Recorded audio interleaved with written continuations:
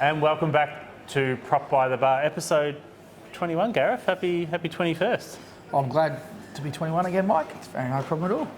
But anyway, back at our usual spot. 44. 44? Who's 44? 21. 21 was a good time. You had a birthday during the week, didn't you? I did. I turned 44 on Friday.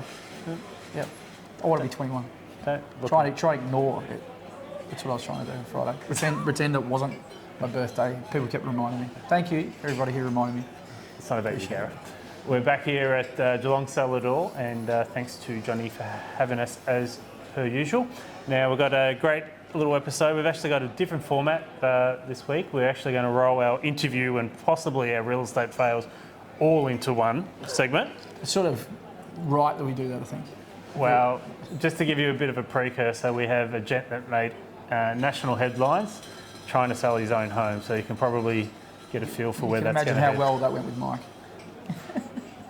Well, he valued his own property too. He did. And he got that wrong as well. So I will dive straight into just a bit of a general chat about the state of the market at the moment. What are you seeing out there?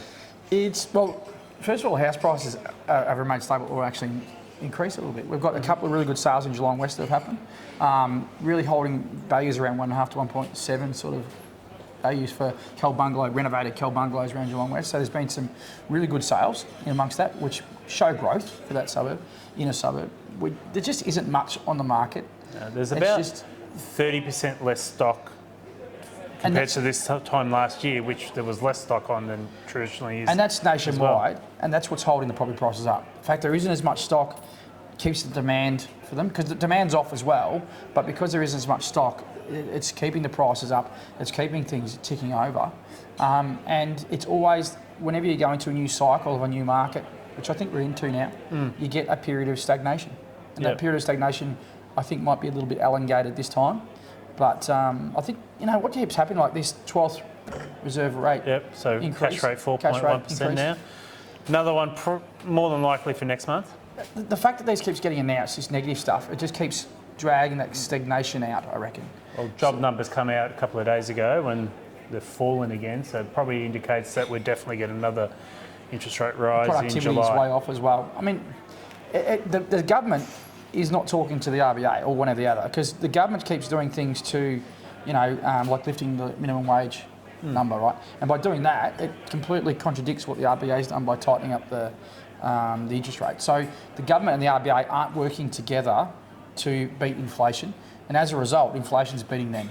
Yeah. They need to get on the same track, because Jim Chalmers and Philip Lowe are not. One's pulling one way, one's pulling the other, and it's telling in the market, and it's telling in consumer confidence around property markets, I think, in terms of people wanting to sell.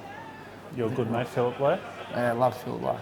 Like a hole in the head. Well, most of the banks are probably predicting rates to bottom out at about 4.5% in terms of cash rate. So there's probably another at least one or two there, isn't there? Oh, absolutely. And they're talking now that we could get up to 5%, which we were talking 6 months ago, thinking we would cap out around 3.8.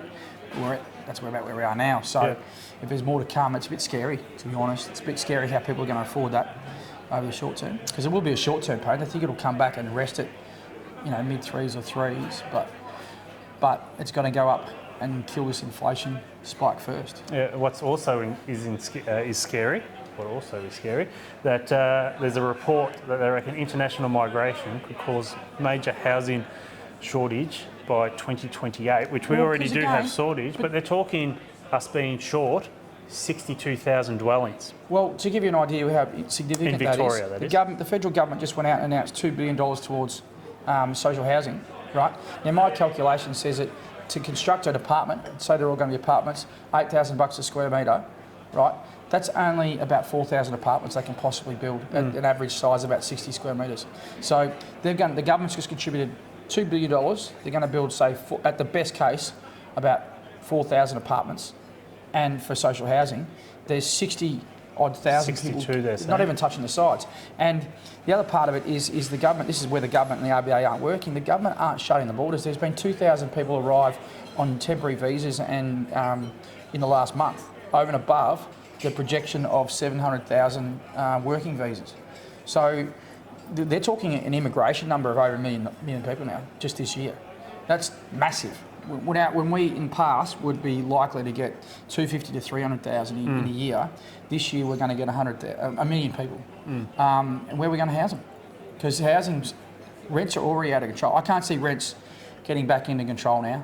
It's just going to keep going up and going up, which will eventually mean that the benefit of buying outweighs the benefit of renting.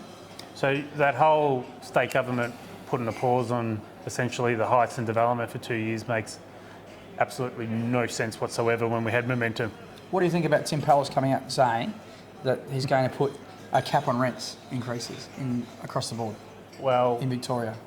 Well, you've got private enterprise, entrepreneur, investors. How can you dictate to them? The cost of money gets less, so and inflation's going up. Cost of money gets less, so they've got to get more rent increases annually to keep up with inflation. So if he says that they're going to put a cap on rents, those properties are going to go backwards pretty fast. Yeah. It's another stupid dreamed up idea. Very dangerous territory. But anyway, back in local news, property that's been, well, it's really a city block that's been dominating local papers is Market Square. Yeah, now, I'd love it to either come up the market, the council or the government, state government, just buy it, knock it over. What would you do with it?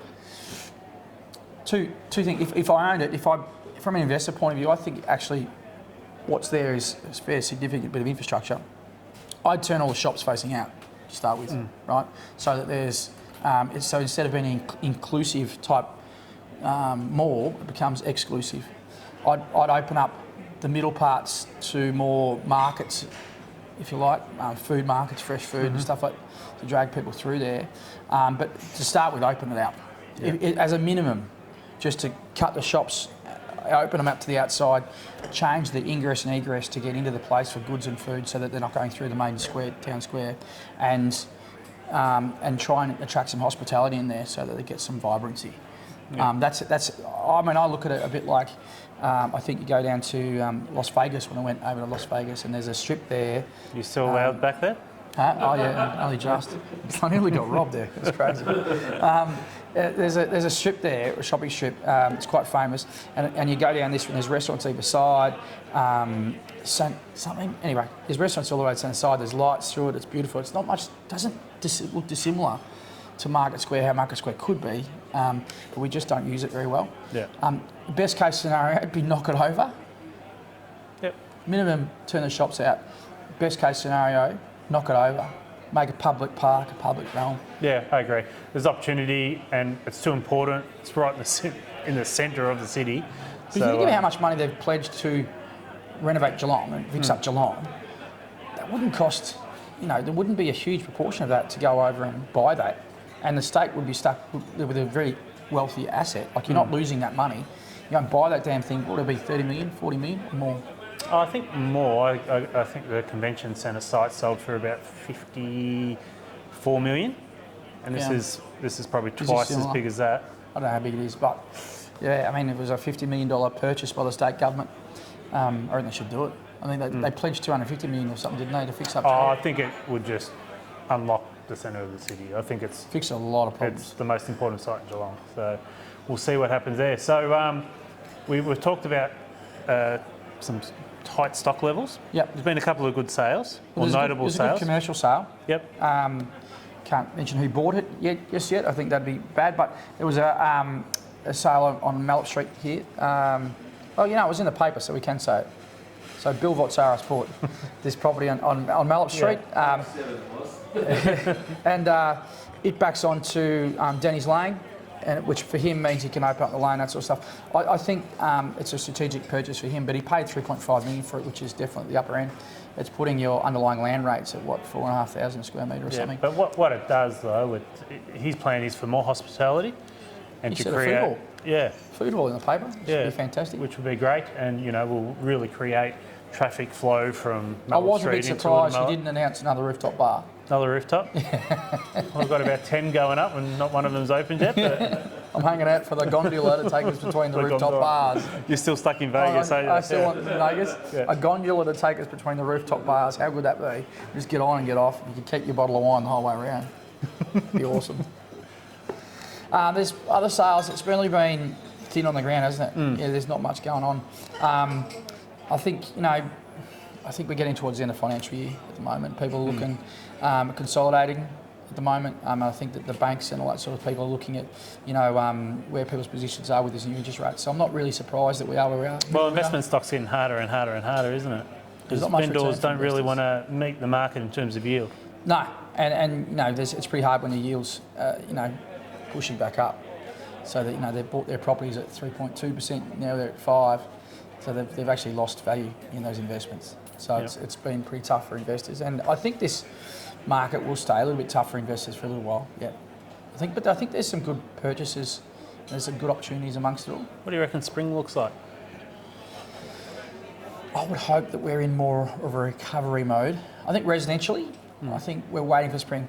Yeah. Residentially, there just hasn't been stock on the market worth talking about. So in spring, I think we'll see a lot more. That's no disrespect to anybody who's got their property on the market. No, of course. But I think that in spring we're going to start seeing some really good properties come to market. We're going to see people who may have just been hanging on, just get some confidence. Well, we still know as well that there's probably near 1 million people that are going to come out of fixed rates still between now and the end of the year. Well, they're saying, article in the paper today said that there's most people now have switched to variable. So most of that pent up issue has been dealt with. So I think we'll start. I think the banks have handled really well with that. They've worked with people. They've put them on interest only periods and all sorts of stuff to make up the difference, which is really good for the banks. But I think that. I think that we'll get some sort of confidence, but I think some of those people that are switched to interest only, they're probably biding the time, figuring out how they're going to do things now. And I think they'll take a few months before they get their house ready and maybe take it to market. And I think then we'll start seeing some stock. But will the demand come back to match the amount of stock that might come on the market? Well, you'd suggest with international migration, it should. Because the equation they should live in Geelong. Yeah, they should. They should move to Geelong. But you talk to people who are still looking for labour. Labour is still hard. Yeah. So I think if migration does come in Geelong, we have the jobs for them. We just don't have the houses at the moment, which is pretty funny. Should we get on to our guest? Yeah, he's an interesting cat. And we're filming this in retrospection of the interview that we had a few days ago.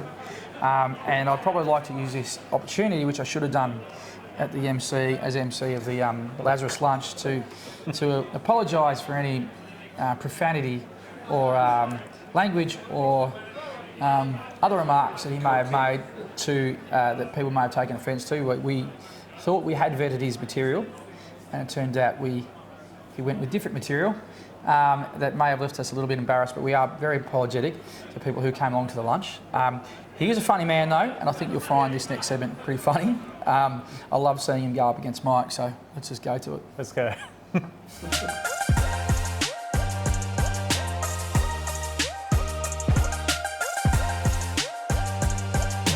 Our next guest is filmmaker Brett D'Souza, who made national headlines when he vowed to drop the real estate agent and sell his home himself, vowing to create the best sale this country has ever seen. So, Brett, welcome to Propped. Thanks, nice to be here. Before we get into it, we might just cut to your intro video that's created so much attention. We laughed our asses off in this video. When we first got this link sent to us about your video, our office of valuers was in hysterics about this video. So let's go to the video.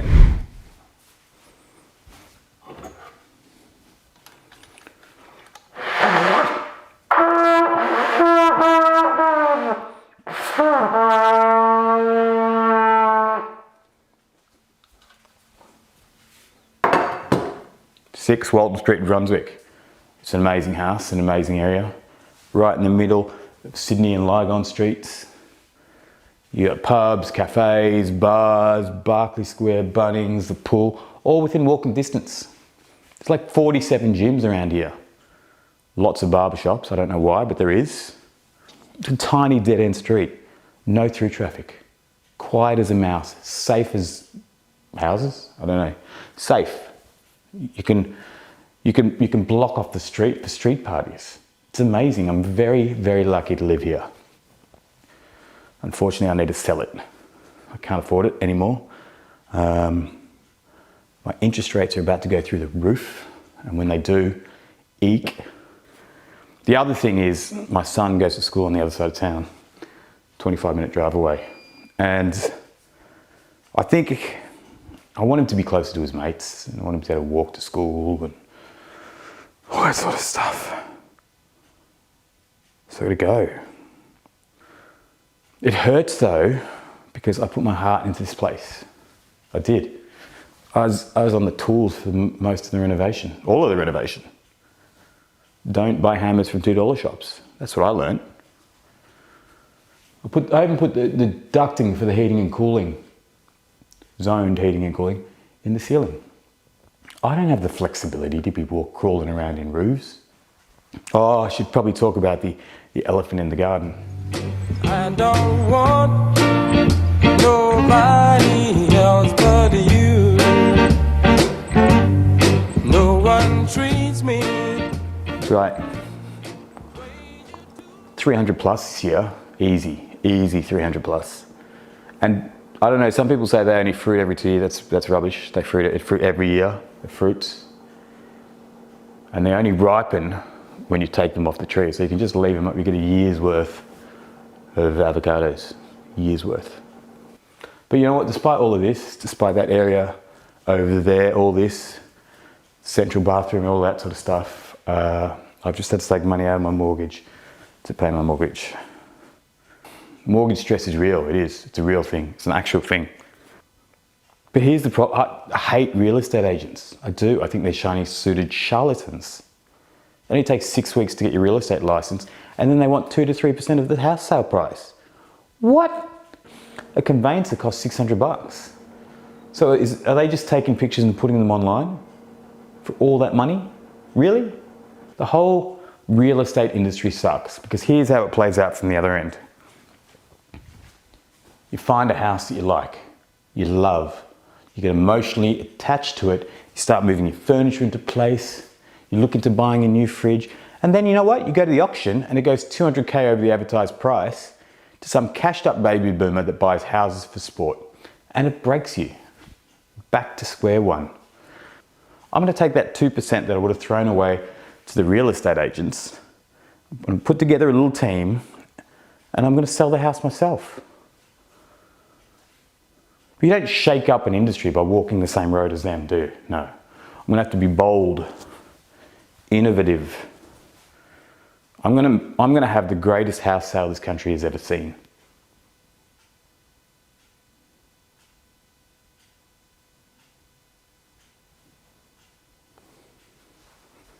The end. Great video. Thank you. What's your beef with real estate agents? Well, it just confuses me. Like I said in the video, it confuses me. The whole thing confuses me because, as far as I can see, there's two main websites, Domain and realestate.com.au. You put them on one of those websites, and then, generally speaking, the property sells for what the market is willing to pay. That's all. Spoken like a valuer. That's Spoken like a valuer. like what else is there to it? And so for me, it was just about getting as many people to know that your property is on the market. Yeah. Which is what I was attempting to do. So what you're saying is that you reckon you can get wider exposure than the real estate agent? Well, I mean, With your filmmaking background and your access to... I did, that is 100% what I thought, and I think it is what I've done, but the problem I'm having now is legitimacy. People don't think it's actually for sale. Don't they really? No, I don't think they do. I think they just think I'm Have you got a idiot. board out the front? Huh? Have you got a board out the front? No, I hired a truck with it. Oh, yeah, that's right. Yeah. So, for viewers that don't know, Brett hired a truck last Sunday to drive around Melbourne for what? 8 hours. 8 hours, advertising the sign and protesting against real estate And it had a agents. PA system, so I was in there. I was telling people what the house was, what the house has. And then you got a group of actors and comedians to stand on the corner of Flinders Street Station and run a protest against for real estate agents. Yeah. To protest for real estate agents. Yeah. Which we should get a clip for that too. That was bloody hilarious. Well, as a shiny suited charlatan, may I retort a little bit? Okay, thanks. Okay. Right reply. Right a reply. Okay, so your intro video. Yep. You don't show the house.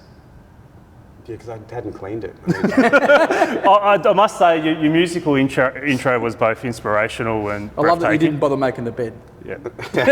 No, but I did that on purpose. I actually did it on purpose. So that was one of my points. If we dissect your photos, beds weren't made, and you normally do the maintenance, like missing tiles, before you take the shots. I'm being honest about Being honest about the sale. It's like people, it shows lived in when the beds aren't made. It's warmth, mate. And I'll fix that tile. I haven't fixed it yet. I'll fix that tile. You'll fix it I've been waiting before for that. settlement. It's been 2 years. So just a little bit of statistical data for you. So now this is not 100% accurate, but this is probably what the valuers do. They go to a program and see what the. So I think your value at your 1.8 is probably about bang on. All right. That's Have you what factored in the avocados, Mike? I haven't. That's going to get it over the line. Mate, So I you've think got to Core factor Logic in the has it avocados. in the range of the asking. I've only been plucking the neighbours, so just to keep the trees Just to bountiful. keep them To keep the bountiful. tree, but yeah, 300 plus, you reckon? easy. 300 Now- plus avocados. Now, Core Logic has the 12-month rolling average of days on market in Brunswick as 25.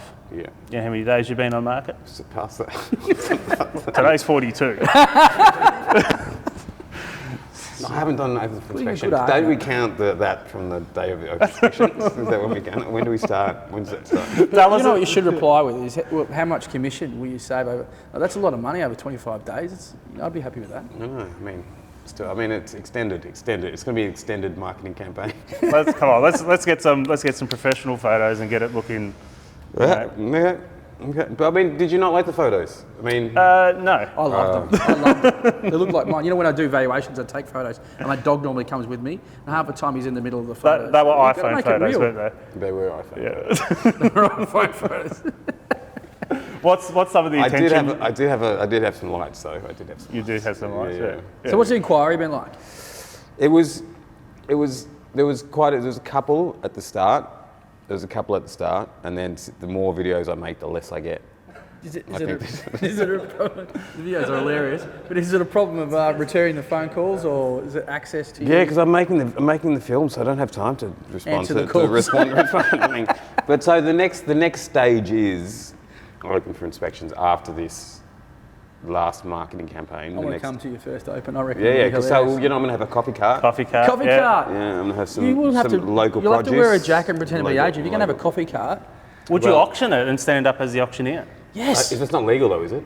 Is that legal? Oh, you don't need a I license don't to be an need a auctioneer in license to auction. Victoria. You do in New And- South Oh, I Wales. would. Especially to Yeah. sell your own There'll be a property. band. There'll be a band. Marching there'll be band? coffee. No, Yeah. no, like a local band, local produce. Maybe a balloon guy, but the balloon show didn't work on Channel 10, did it? So No. maybe That not. was not a balloon show. Well, What was his name? why don't you give us your best pitch of selling 6 Walton Street in Brunswick? Yeah, yeah. Well, look. I mean, the fact is, it's a dead end street. It's one of the most sought after locations in all of Brunswick. It's 3-bedroom. It's renovated, so you don't have to do anything to it. North facing backyard. All the rooms have built-in robes. Off-street parking. You can block off the street and have street parties. It's super safe. I once went to Sydney for 3 days and left my door wide open. Nothing happened. Nothing happened. Like it's the best. I wouldn't be leaving if I didn't have to be leaving. Like it's the best. Even my son's like, "Oh, Dad, can we just rent it out? Can we just keep it?" And I was like, Nah. I think if we're going out, we want to go out with a bang. But it's literally like it's one of the best houses in Brunswick for the size and for the price, and it's amazing. Like.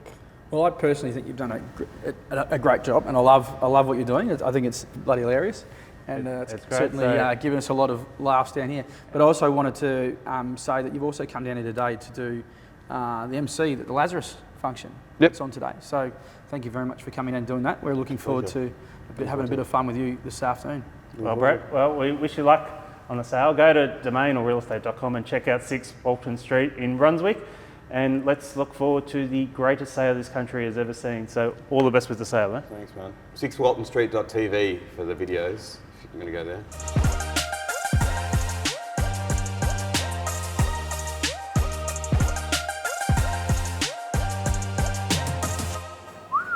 Wow. I told you it was different. We did pre-warn everybody. Well, he's garnered a massive amount of attention. He's been on every news outlet, every radio station, We do thank him for joining us, and we do wait in anticipation to see what kind of sale he achieves.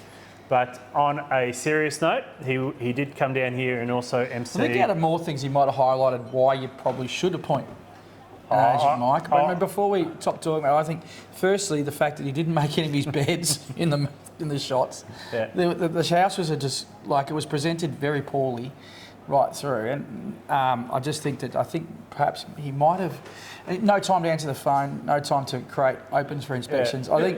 I think perhaps he demonstrated why you probably need an agent. Well, he despises agents, but he may just be the poster boy for the real estate agent. So, but anyway, on a serious note, we did have the Lazarus Lunch, which you are spearheading, and what an event it was. We had 420 people in the room, which yeah, it's good. You got on the phone, mate, and told people to buy a table. And Yep. I think what you're doing there in terms of helping feed the homeless and keep that organisation afloat and going is a credit to what you're doing, mate. Really proud of what you're doing there, and you should really be applauded for what you're doing. And if you don't know about the 100 for 100, which is you can talk about that. Yeah, 100 for 100 campaign is it's Lazarus. We need 100 businesses to contribute $100 a month to ongoing, and that money would be used to pay for the ongoing day-to-day costs of the business. And if we could do that, we don't have to worry about grants. We don't have to worry about where the money's going to come from. We'll have it set in play. And us as Geelong, 100 businesses around Geelong should be able to find that money pretty easily. It is tax deductible too. So over a period of year, it's only $1,200, and really all you're doing is giving cash flow to the thing. And cash flow is so much more important than a one-off donation. I don't think people understand that. Yep. Yeah, well, the cash flow is so important to Lazarus because it's not just the planning and that sort of stuff, but it's also how many people it's impacting. If we can plan ahead, we can impact and make a greater difference. So, for example, in May last year, I think we had about 462 people use the service in a month. Right, in May, just been this year, we had 1,165 people use the service in a month. It's gone up by 130% in a course of 1 year. There's some statistics out the paper said that Geelong had 463% increases in homelessness situation between 2001 to 2023. So we are at the epicentre, and it's because we are at the epicentre of a housing crisis with the high rentals and everything else that we've been talking about. But these statistics blow you away. There's a lot of people out there doing it hard. So next month, we're actually going to be roving to a couple of different locations. There's some great developments around Geelong that are about to come to completion. So we might be sticking our head into a couple. We won't give them away just yet. I think the skyline for Geelong is going to change over the next 6 months, Mike. We're going to see cranes popping up everywhere. Yep. It's going to be great. It's going to be exciting. And that's time. So as always, I'd like to thank everybody that's involved. Thanks for Brett for coming in and having a chat, and wish him luck on the sale. Johnny at Geelong Celador, Chris behind the camera, and of course Johnny, our producer. But otherwise, thanks for joining in. If you want to keep hearing from us, don't forget to subscribe. Otherwise, we'll see you next month.